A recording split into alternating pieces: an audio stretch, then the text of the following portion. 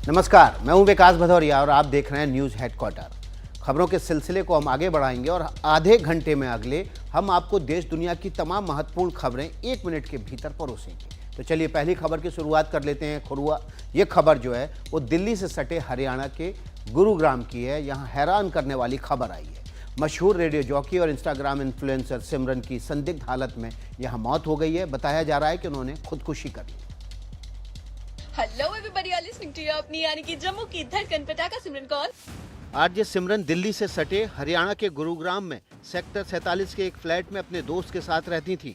उन्होंने वहां फांसी लगाकर आत्महत्या कर ली। उनके दोस्त से मिली खबर के मुताबिक पुलिस फ्लैट पर पहुंची। मीडिया रिपोर्ट्स में कहा गया है कि पुलिस सिमरन को एक प्राइवेट अस्पताल ले गई, जहां उन्हें मृत घोषित कर दिया गया। पोस्टमार्टम के बाद लाश उनके परिवार वालों को सौंप दी गई। मीडिया रिपोर्ट्स में दावा किया गया कि सिमरन ने किराए के जिस फ्लैट में सुसाइड किया है वहां से कोई सुसाइड नोट नहीं मिला है। फिलहाल गुरुग्राम पुलिस मामले की जांच में जुटी है। मूल रूप से जम्मू की रहने वाली आरजे सिमरन एफएम रेडियो और इंस्टाग्राम की जानी मानी हस्ती थी। इंस्टाग्राम पर उनके 6 लाख से ज्यादा फॉलोअर्स हैं। रेडियो जॉकी की रेगुलर जॉब छोड़ने के बाद वो फ्रीलांसर के तौर पर काम कर रही थी।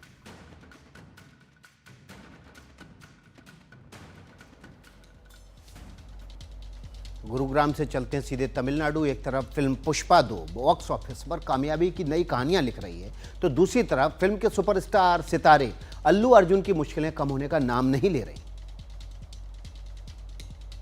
तेलंगाना के मुख्यमंत्री रेवंत रेड्डी ने टॉलीवुड के दिग्गजों से गुलदस्ता और शॉल तो हंसते हंसते लिया, लेकिन राहत देने वाले 2 लफ्ज नहीं कहे। उल्टे 2 टूक कहा कि भीड़ और फैंस को कंट्रोल करने की जिम्मेदारी एक्टर्स की ही है। पुष्पा 2 में भगदड़ विवाद के बीच तेलंगाना फिल्म डेवलपमेंट कॉरपोरेशन के चेयरमैन और प्रोड्यूसर दिल राजू, अल्लू अर्जुन और पिता अल्लू अरविंद, एक्टर नागार्जुन और दग्गुबती वेंकटेश समेत तेलुगु फिल्म इंडस्ट्री की जानी मानी हस्तियां मुख्यमंत्री से मिलने पहुंची थीं।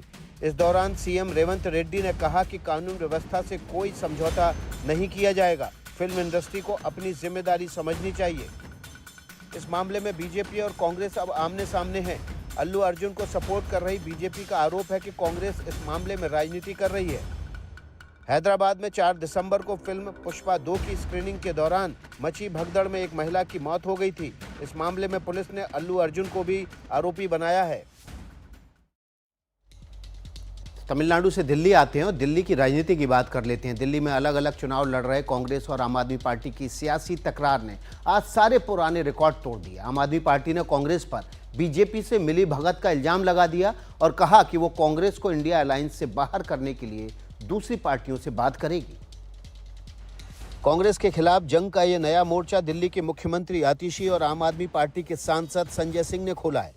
एफआईआर दर्ज कराने का, एंटी नेशनल बोलने का जो दुस्साहस अजय माकन और उनकी पार्टी ने किया है, मैं मांग करता हूं कांग्रेस पार्टी से कि 24 घंटे के अंदर अजय माकन के खिलाफ कार्रवाई करें। कांग्रेस और आम आदमी पार्टी के बीच विवाद के इस नए चैप्टर की शुरुआत बुधवार को ही कांग्रेस के नेता दिल्ली वालों को बताएं कि संदीप दीक्षित जी, फरहाद सूरी जी का चुनाव लड़ने का पैसा कहां से आ रहा है। आम आदमी पार्टी और कांग्रेस की इस लड़ाई ने 1998 से दिल्ली की सत्ता से बाहर बैठी बीजेपी को बड़ा मौका दे दिया है। तथाकथित मोहब्बत की दुकान के जितने भी किरदार थे, एक दूसरे के खिलाफ कितने नफरती और जहर भुजी बातें अपने दिल में रखे हुए। तो सीधे आते हैं अब कर्नाटक के बेलगावी, जहां कांग्रेस कार्य समिति की बैठक चल रही है। सीडब्ल्यूसी की बैठक से पहले ही एक विवाद हो गया है और कार्यक्रम शुरू होने से पहले कांग्रेस ने सेल्फ गोल कर लिया। बेलगावी में सीडब्ल्यूसी की बैठक में कांग्रेस अधिवेशन की तरफ से जो पोस्टर लगाए गए थे उनमें भारत के नक्शे से कश्मीर गायब था। कांग्रेस की तरफ से हुई इस भूल ने बीजेपी को मौका दे दिया। भारत के टुकड़े टुकड़े करना यही इनकी मानसिकता है, कभी धर्म के आधार पर, कभी जाति के आधार पर, कभी भाषा के आधार पर, और अब जम्मू कश्मीर को ही भारत से हटा देना और पाकिस्तान को सौंप देना और पाकिस्तान के सुर से सुर मिलाना, यही कांग्रेस का एजेंडा है। मामले ने तूल पकड़ा तो कांग्रेस को भी भूल का एहसास हुआ और इसे बीजेपी की शरारत बताते हुए कांग्रेस ने गलत नक्शे वाले पोस्टर हटा लिए।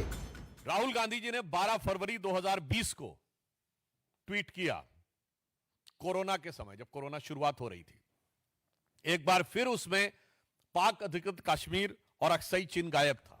महात्मा गांधी ने 1924 में कांग्रेस अध्यक्ष पद संभाला था। इसी की 100वीं वर्षगांठ के उपलक्ष्य में कांग्रेस बेलगावी में कार्य समिति की बैठक कर रही है। अब चलते हैं सीधे यूपी। एक ही रात में 3 एनकाउंटर करके यूपी पुलिस ने अपराधियों को कड़ा संदेश दिया है। 2 मुठभेड़ राजधानी लखनऊ में हुई, जबकि तीसरी प्रधानमंत्री के लोकसभा क्षेत्र वाराणसी में। वाराणसी के रामनगर में 8 साल की बच्ची की हत्या के आरोपी इरशाद अब पुलिस की गिरफ्त में है। एक मुखबिर की सूचना पर पुलिस ने उसे सूजाबाद में घेर लिया। पुलिस से घिरने के बाद उसने गोली चलाकर भागने की कोशिश की, लेकिन जवाबी कार्रवाई में उसके दाहिने पैर में गोली लगी। जब दुष्कर्म के प्रयास में सफल ना हो पाए तो बच्ची का जो सर है वो पत्थर से कूंच के उसकी हत्या कर दी थी और उसके बाद बोरे में ले जा करके उसको स्कूल की बाउंड्री के अंदर फेंक दिया था। उधर लखनऊ के गोमती नगर एक्सटेंशन और कृष्णा नगर इलाके में 2 अलग अलग मुठभेड़ों में पुलिस ने 4 बदमाशों को गिरफ्तार किया। इनमें से मोहम्मद शमीम और आकाश गौतम पर कृष्णा नगर में एक पूर्व सैनिक के घर पर फायरिंग और पेट्रोल बम फेंकने का आरोप है। पुलिस ने एक संदिग्ध बाइक सवार व्यक्ति को रोकने का प्रयास करा, जिस पर कि उस व्यक्ति ने पलटकर पुलिस पर फायरिंग कर दी। आत्मरक्षार्थ हेतु पुलिस ने जब फायरिंग करी तो इस व्यक्ति के पांव में गोली लगी है। फिलहाल पुलिस दोनों ही मामलों में गिरफ्तार बदमाशों से पूछताछ कर रही है। हरियाणा के यमुनानगर की खबर है, वहां का रुख कर लेते हैं। डबल मर्डर से दहल उठाए यमुनानगर। बाइक सवार हमलावरों ने ताबड़तोड़ गोलियां बरसाकर 2 युवकों की हत्या कर दी। फायरिंग में घायल एक युवक की हालत गंभीर है। वारदात के पीछे गैंगवार को वजह बताया जा रहा है। खूब इत्मीनान से कार को घेरा, अपने शिकार को चुन चुन कर गोलियां दागी और खून खराबा मचाकर भाग निकले। तस्वीरें यमुनानगर में खंड रादौर के खेड़ी लखा सिंह की हैं, जहां 2 बाइक पर सवार होकर पहुंचे 4 से 5 नकाबपोशों ने एक एसयूवी में सवार 3 लोगों पर ताबड़तोड़ फायरिंग शुरू कर दी। एक युवक भागकर पास के अस्पताल में घुसा तो बदमाशों ने वहां भी घुसकर फायरिंग की। सुबह सुबह हुई इस वारदात में यूपी के मखमूलपुर निवासी पंकज मलिक और गांव गोलनी के वीरेंद्र की मौके पर ही मौत हो गई। मोटरसाइकिल राइडर जो थे वो आए और वहाँ फायरिंग हुई है। 2 जो है वो ब्रॉड डेड हो गए थे और एक का अभी इलाज जो है वो करवा रखा, वो सेफ है। इस गोलीबारी का शिकार हुए लोग एक जिम से निकले थे। हमलावर पहले से घात लगाकर बैठे थे। इस फायरिंग के पीछे गैंगवार को वजह बताया जा रहा है। पुलिस की टीमें नकाबपोश हमलावरों की धरपकड़ की कोशिश कर रही हैं। और अब कुछ अंतर्राष्ट्रीय खबरें रख देते हैं। अफ्रीकी देश मोजाम्बिक में चुनाव में धांधली के आरोपों के बाद भड़की हिंसा का दायरा लगातार बढ़ता जा रहा है। हालात का अंदाजा इसी बात से लगाइए कि अब तक 30 से ज्यादा लोग मारे जा चुके हैं और लोग खुलेआम लूटपाट कर रहे हैं। मोजाम्बिक में मची इस लूटपाट की जद में वहां बरसों से रहने वाला भारतीय समुदाय भी आ गया है। कुछ भारतीय कारोबारियों के गोदाम लूटने के बाद जला भी दिए गए हैं।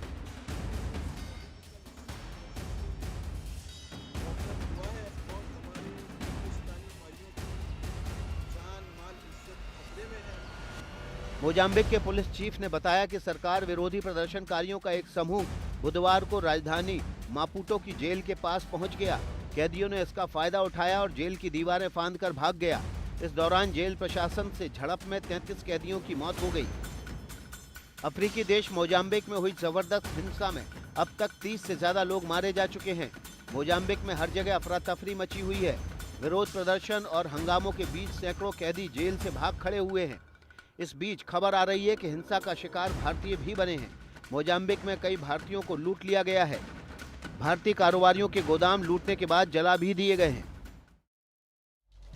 वापस देश आते हैं। वाराणसी की खबर का रुख कर लेते हैं। वाराणसी का काशी विश्वविद्यालय एक बार फिर से सुर्खियों में। छात्रों और प्रोक्टोरियल बोर्ड के सदस्यों के बीच धक्का मुक्की के बाद कैंपस में तनाव के हालात बने हुए। बीएचयू में भगत सिंह छात्र मोर्चा ने मनु स्मृति दहन दिवस का आयोजन किया था। प्रोक्टोरियल बोर्ड के सदस्यों को इसकी खबर मिली तो उन लोगों ने मौके पर पहुंचकर विरोध शुरू कर दिया। प्रोक्टोरियल बोर्ड के सदस्यों और छात्रों के बीच विवाद बढ़ा तो कहासुनी और धक्का मुक्की शुरू हुई। ये सिलसिला करीब 3 घंटे तक चलता रहा। हालात बिगड़ते देख प्रोक्टोरियल बोर्ड ने पुलिस बुला ली और कई छात्रों को हिरासत में ले लिया गया। छात्र संगठन का कहना है कि उसके सदस्य कैंपस में अलाव जलाकर मनु स्मृति जलाने के कार्यक्रम पर बातचीत कर रहे थे। इस बात पर प्रोक्टोरियल बोर्ड के सदस्य उनसे बदसलूकी और मारपीट करने लगे। तो सारे लड़के साथी हैं, उनके साथ में बदतमीजी करते हैं, उनको खींच के लेके जाते हैं, गाड़ी के अंदर बिठाते हैं और प्रॉक्टर ऑफिस के अंदर लेके ये लोग। वो भी महिला प्रॉक्टर है, महिला गार्ड है, उन लोगों ने हमको खींचा, हम लोगों के साथ में भी बदतमीजी की, मेरा चश्मा तोड़ दिया इन लोगों ने। छात्रों का आरोप है कि प्रोक्टोरियल बोर्ड के सदस्य उन्हें वकीलों से भी नहीं मिलने दे रहे हैं। दूसरी तरफ प्रोक्टोरियल बोर्ड के सदस्यों का दावा है कि भगत सिंह छात्र मोर्चा के सदस्यों की पिटाई से महिला गार्ड घायल हो गई है। वाराणसी से चलते हैं मध्य प्रदेश की राजधानी भोपाल। यहां पर बीच सड़क पर सरेआम मारपीट हुई। 4 लोगों ने मिलकर एक कैब ड्राइवर की पिटाई कर दी। लोग तमाशा देखते रहे, लेकिन उसे बचाने के लिए कोई आगे नहीं आया। पीटने वाले रसूखदार थे और रसूख का नशा अक्सर बेकाबू रहता है। इसी नशे में चूर 4 गुंडों ने एक गरीब टैक्सी ड्राइवर की पिटाई कर दी। वीडियो भोपाल में लाल घाटी के हलालपुर बस स्टैंड के पास का है। गुंडों ने टैक्सी ड्राइवर की पिटाई तो की ही, उसकी गाड़ी में भी तोड़फोड़ कर दी। ड्राइवर की गलती बस इतनी सी थी कि उसने कार पर एक पार्टी का झंडा और हूटर लगाकर घूम रहे इन 4 बिगड़ेलों की गाड़ी को साइड नहीं दी। बस इनका गुस्सा टैक्सी ड्राइवर पर टूट पड़ा। जिस जगह कैब ड्राइवर की पिटाई की गई वहां लोगों की भीड़ थी, लेकिन लोग तमाशा देखते रहे। अब ये रसूखदारों का खौफ कहिए या कुछ और, कैब ड्राइवर ने मारपीट और गाड़ी में तोड़फोड़ की रिपोर्ट भी दर्ज नहीं कराई। सरकारें अक्सर अवैध तरीके से हूटर लगाने वालों पर कार्रवाई के वायदे करती हैं, उनके खिलाफ मुहिम चलाकर हूटर हटाती भी हैं, लेकिन सरेआम हुई मारपीट की ये घटना बताती है कि अभी ना तो पूरी तरह से हूटर हटे हैं और ना अवैध हूटर वालों का नशा उतरा है।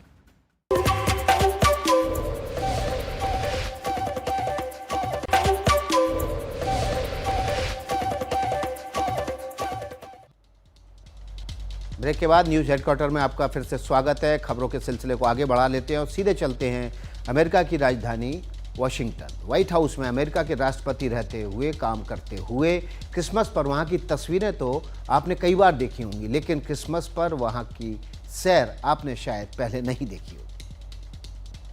अमेरिका की सत्ता से विदा हो रहे राष्ट्रपति बाइडेन ने कैमरे की नज़र से क्रिसमस पर व्हाइट रंगीनियां पूरी दुनिया के आगे पेश कर दी। क्रिसमस पर दुल्हन की तरह सजे व्हाइट हाउस का ये वीडियो अमेरिकी राष्ट्रपति जो बाइडेन ने खुद पोस्ट किया है। ड्रोन कैमरा क्रिसमस ट्री से सजे एक के बाद एक कमरों से गुजरता गया और वहां की तस्वीरें कैद करता गया। हर कमरे की सजावट एक दूसरे से बिल्कुल अलग है। किसी कमरे में बेक की गई मिठाइयां सजी थीं, तो किसी कमरे की सजावट ऐसी थी जैसे प्रभु यीशु के जन्म की कहानी कह रही हो।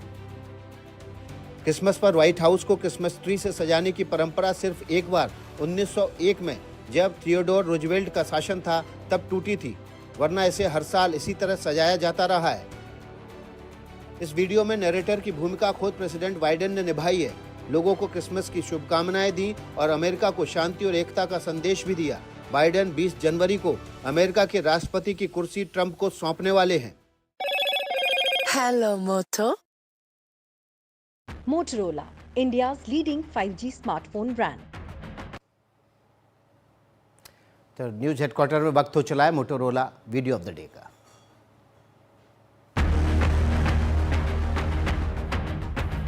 ये तस्वीर बर्फ की चादर से बिछा हुआ सोनमर्ग से आई है।